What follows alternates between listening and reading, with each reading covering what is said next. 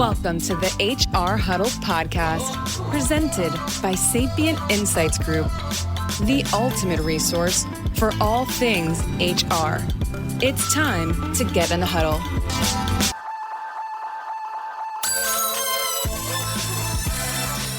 Hello, everyone. Welcome back to the HR Huddle. I'm your host, Teri Zipper, CEO and Managing Partner at Sapient Insights Group. And we have another great episode of HR We Have a Problem in store for you today. This is the show where we break down the big and most relevant issues, HR issues of the day. We help you make sense of what they mean, how they impact your organization, and we give you some advice on what you might do about them. Joining me today is Alexandra Levit. Welcome, Alexandra. Thanks for having me, Teri. It's great to be here. Alexandra is the founder and CEO of Inspiration at Work. I love that name. Who doesn't want that? It's a woman-owned futurist consulting business working with organizations and their employees to prepare for the future of work.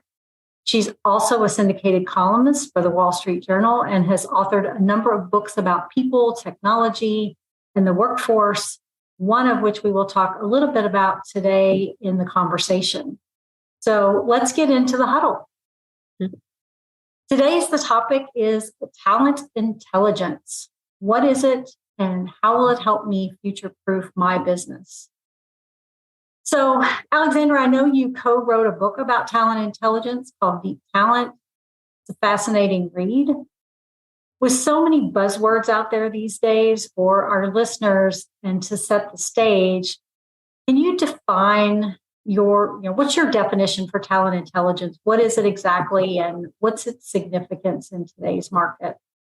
Sure. Well, I think this is a great question. And talent intelligence is really just a way of leveraging artificial intelligence. So leveraging AI-based algorithms to ascertain what skills you might need within your organization and what skills your individuals or your employees within your organization not only have now, but what they might be capable of doing in the future. And so as a workforce futurist, as someone who looks around corners and tries to make a determination, what has the greatest potential for disruption, talent intelligence was really interesting to me because it is, in a sense, a way to look into the future. You leverage when you use one of these platforms, a very, very large data set of internal and external points that are out there in the market. I mean, if you just think about LinkedIn alone, LinkedIn has billions and billions of data points in terms of how people go from one career to another. And sometimes they're expected and sometimes they're unexpected. Like just because somebody goes from being a project manager in, let's say, insurance, doesn't necessarily mean that they need to next go to be a senior project manager in insurance. Maybe their skill set that they learned being a project manager in insurance lends itself to something completely different. And a human being reading a resume, as skilled and qualified as that HR professional or that hiring manager might be, would have no way of making the connections that a talent intelligence platform can make at scale. So that's what makes it so exciting, is that all of a sudden we can identify what we call these skills adjacencies. So because you happen to be good at skill A, you're also likely to be good at skill B. And some of these are more obvious than others. I mean, I used to love the example of algebra and calculus. It's like, well, if you're a person who's good at math, and you're good at algebra, it kind of stands to reason that you'd probably also be good at calculus.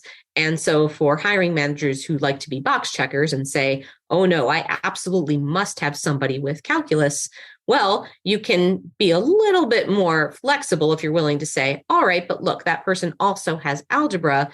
Maybe I can teach them calculus. And we're just starting to see some movement in the HR space toward hiring for potential if we see that people have certain skills adjacencies.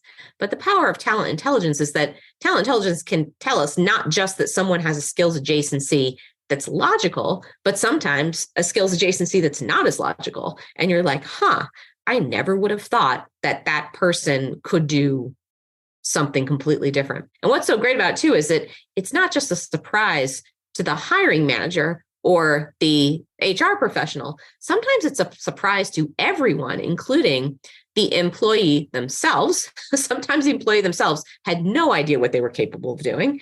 And sometimes it's a surprise to the person who manages them. And, one of the biggest, I think, deterrents to internal mobility is the issue that managers don't want to let their people go. They see their people in a particular role. They see their people are good in a particular role. So they don't really want to rock that boat. And that's fair. But at the same time, talent intelligence gives us the ability to say, hey, I had no idea that this person could be deployed in all of these different functions. Now, some of those might benefit that immediate manager. Some of them might not. But then if your person moves on to help out a different department, you're going to receive benefit in return because someone's probably moving over to help you in your group as well. So I think talent intelligence, it really is a huge benefit to that internal mobility question that I think as we see more and more disruptions coming up where business realities and business requirements are going to change extremely radically, very, very quickly.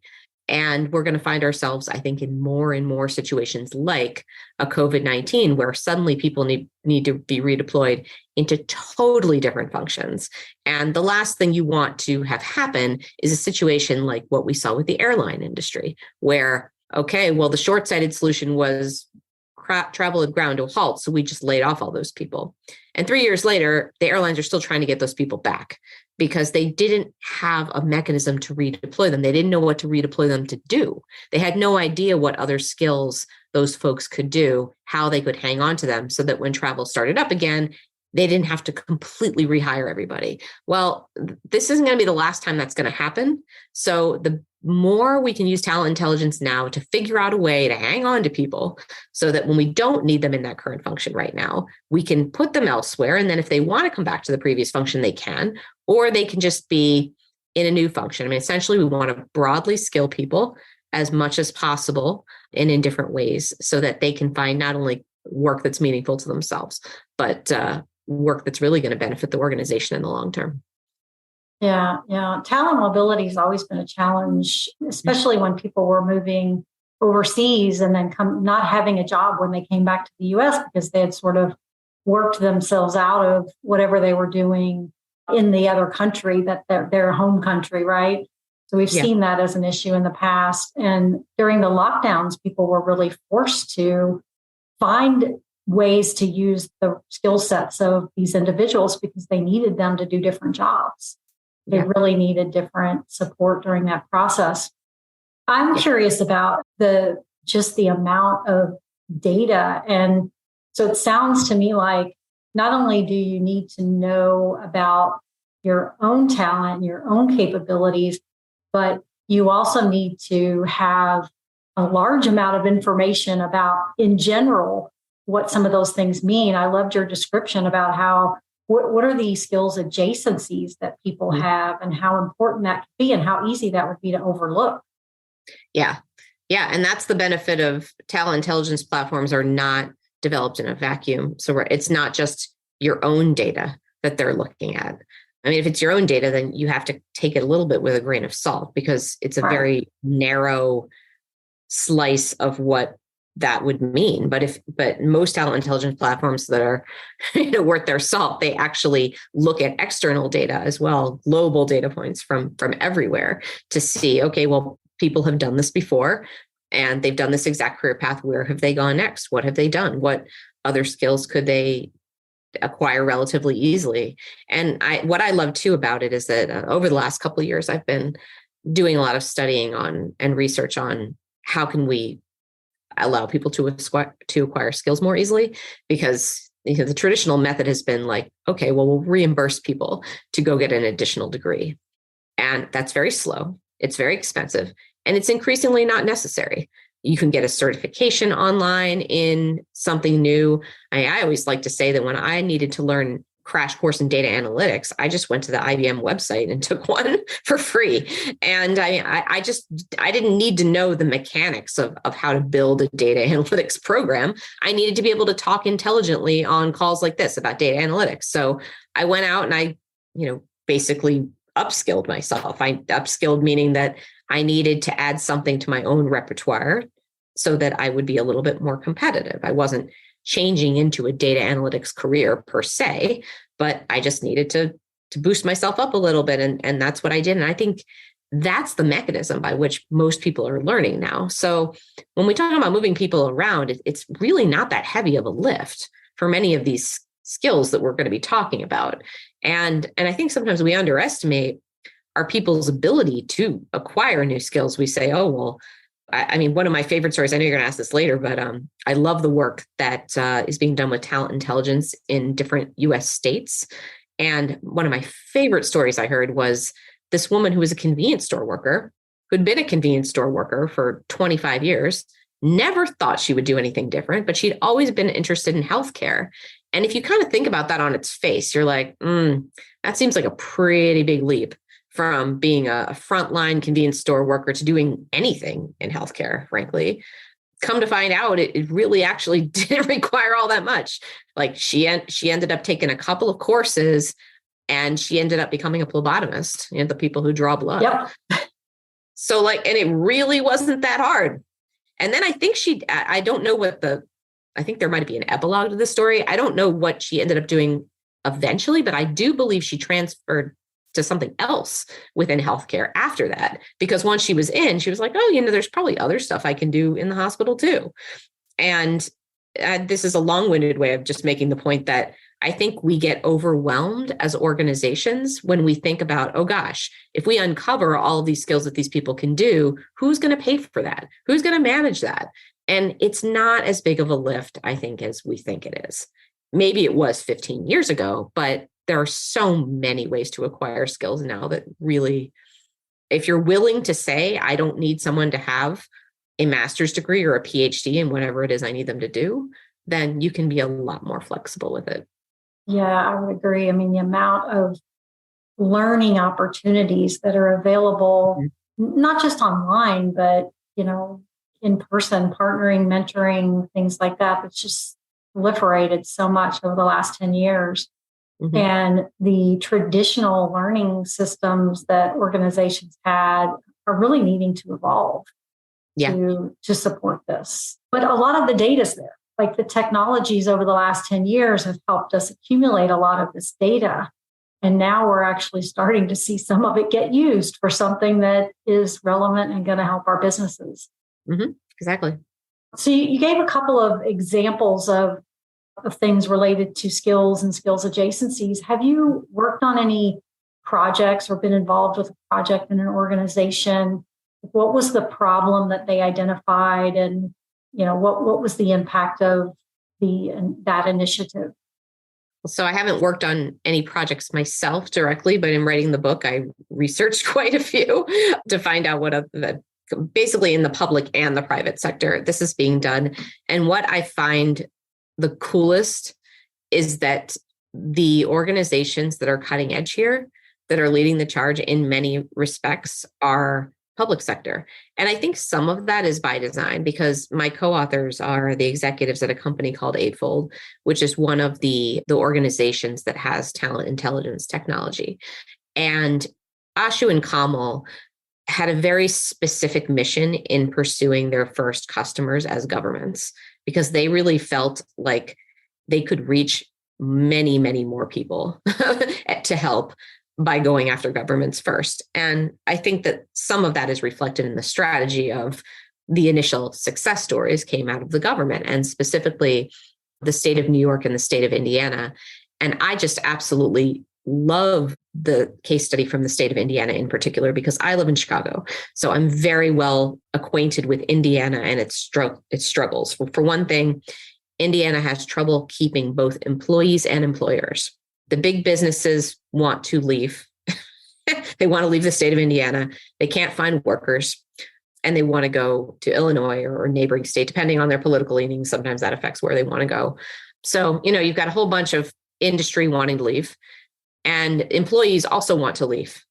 They want to go to Chicago. They feel like they're not getting job opportunities. So you have an interesting problem in that you have employers with all these open positions, and you have a very high unemployment rate. So somehow there's this matching problem between the jobs that are available and the people that want those jobs. And so what the state of Indiana did was they decided to use talent intelligence to try to solve this problem and kill two birds with one stone. And so they started figuring out, okay, well, what specific jobs do these businesses need to fill? What are the skills that are necessary? And they broke those jobs into the component skills. And then they did the same with the employees. They had the employees fill out, or the prospective employees, the citizens of Indiana, fill out, their component skill parts. And they used the talent intelligence platform to do matching. And they used they did it entirely online. And gradually they started bringing the people to the job opportunities. But it sounds a lot more simple than it is, because in reality, without talent intelligence, you just wouldn't have had the matching going on. The people that were available, it wouldn't be a close enough fit. Whereas talent intelligence, the thing about it is it broadens every talent pool substantially, because all of a sudden there's all these things that person could do that maybe they don't do right this second, but you're not limited to them having skills A, B, and C. Like potentially they could also have skills D, E, F, G, H, and I, and those might be the skills that the company that's considering leaving the state needs. And so, not only did they lower the unemployment rate, but they kept a lot of businesses local to Indiana. So everybody won with the implementation. And it's one of my favorite stories because they're my neighbor. I mean, Indiana is literally 30 minutes from here. So I love that they were so successful. I hope they continue to be successful. And in the state of New York, doing something very similar. And I'm just looking forward to seeing other states do this. And of course, there's lots of private sector implementations, lots of companies doing this as well. I think the most important thing I would say about company implementations, though, is that culture is a really important aspect of this. And specifically, democratizing opportunity is the number one aspect of your culture that most companies need to work out. Because you can have the technology that says, hey, guess what?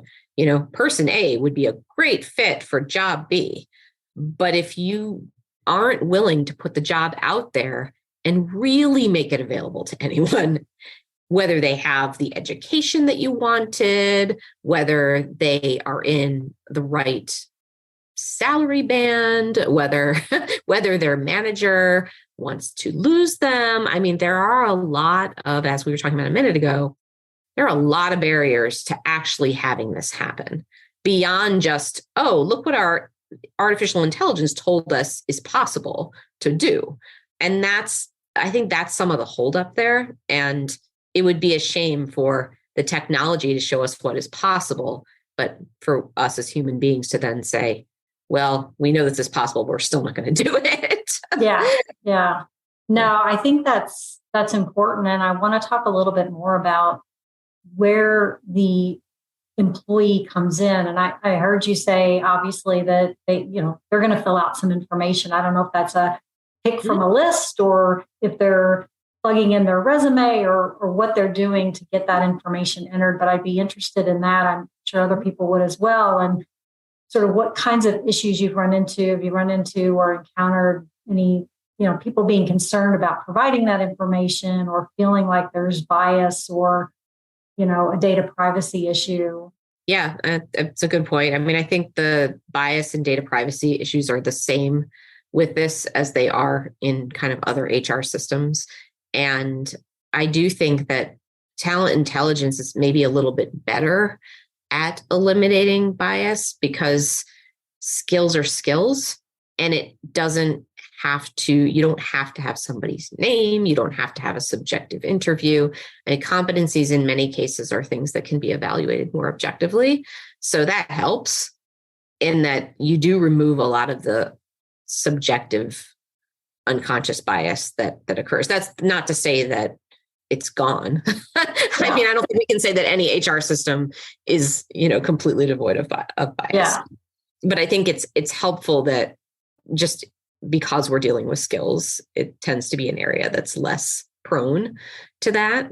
I mean, in terms of what the employee is doing, and by the way, so it's employees, we've talked a lot about internal mobility, but candidate experience is just as much an important part of this. So when you are applying for a job online and you are putting in your skills, and if you have a talent intelligence platform is essentially doing the same thing with candidates as it does with internal applicants. So it's trying to get a sense of your skills adjacencies and the other things that you are capable of doing based on what you have told them.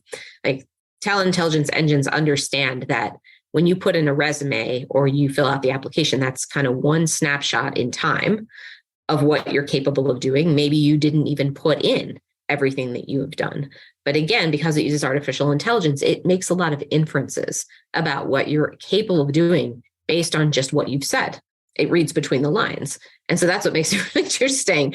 I mean, to some degree, I think people might not like the privacy implications of that, but it kind of is what it is. And it kind of brings me to a little bit of a larger discussion that I'm not sure if you want to go down, but the use of artificial intelligence in general in the HR space is at the moment a highly, highly unregulated Wild West type of environment that I think I'm going to be writing a column for the Wall Street Journal in a couple of weeks about this exact issue.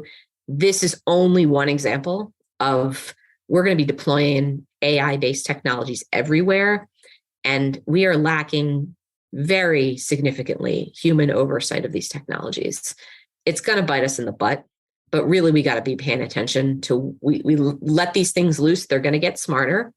They're going to start asking people things that they can't ask. They're going to start breaking laws.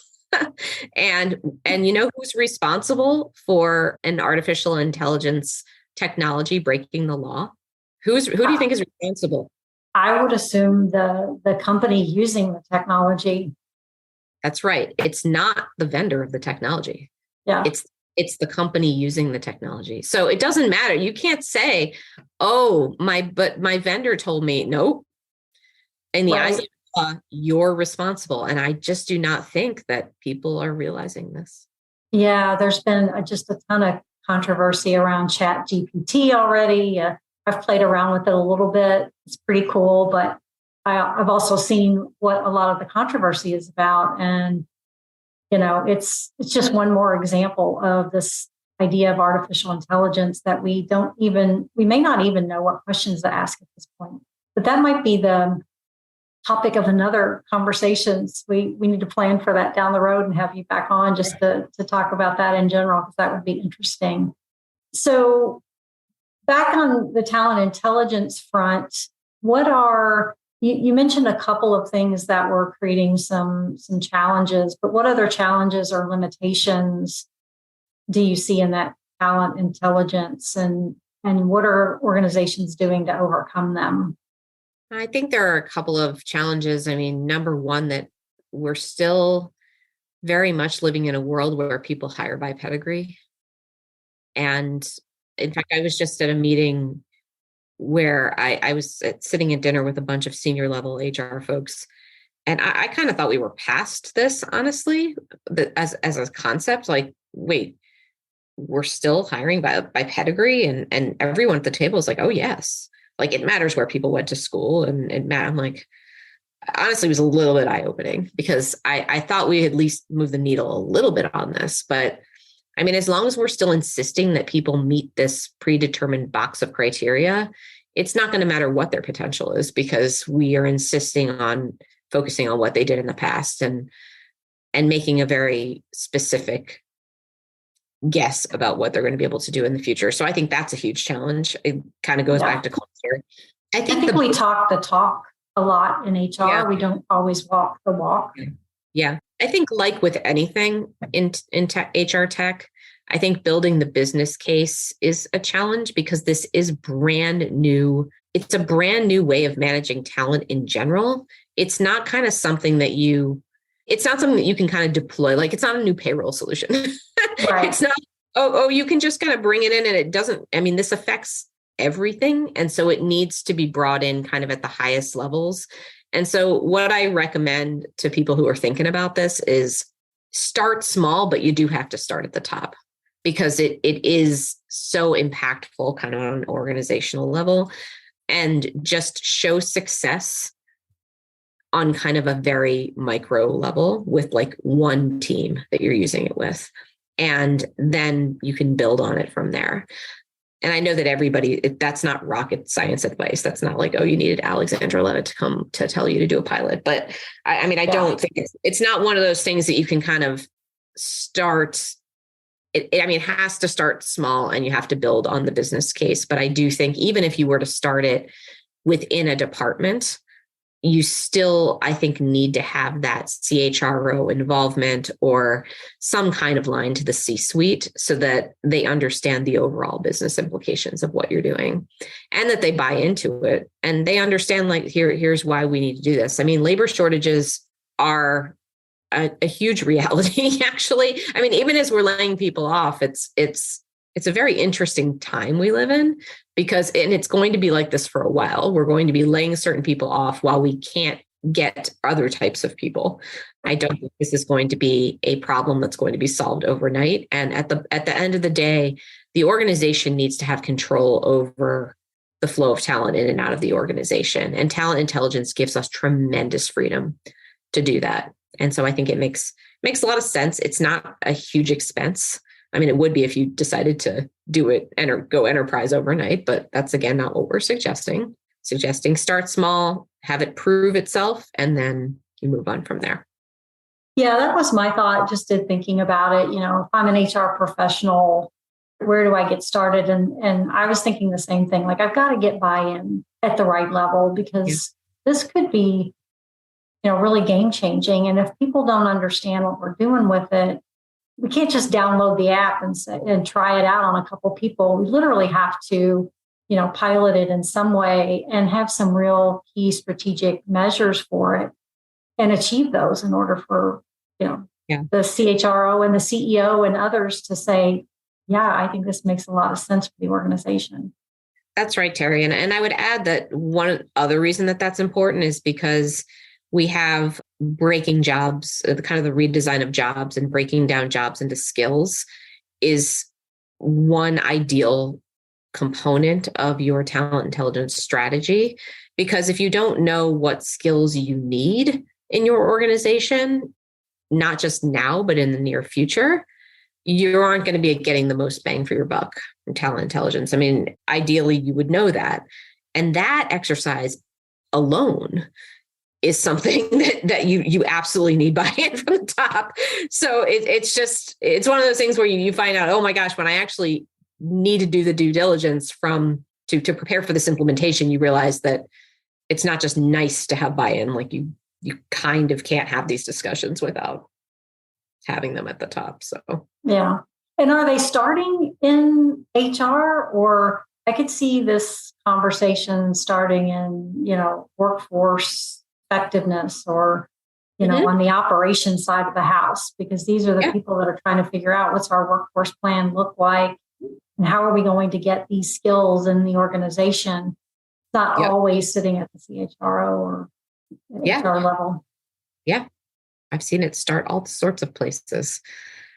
It just takes somebody to be willing to step up and be innovative, which I think all companies have it. And I mean, again, one of the brightest lights of innovation that we've seen has come out of the state government. So, I mean, if the state government can do it, so can you. That's fascinating. Yeah. I'm right across the bridge from Indiana myself. I'm in Kentucky. So that's interesting. I was not aware of that project in Indiana. So that's pretty fascinating.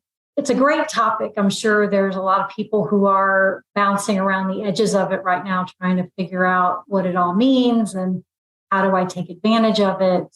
And, who else is using it, right? Like, where can people go to get more information about talent intelligence, just to better understand, where to even start?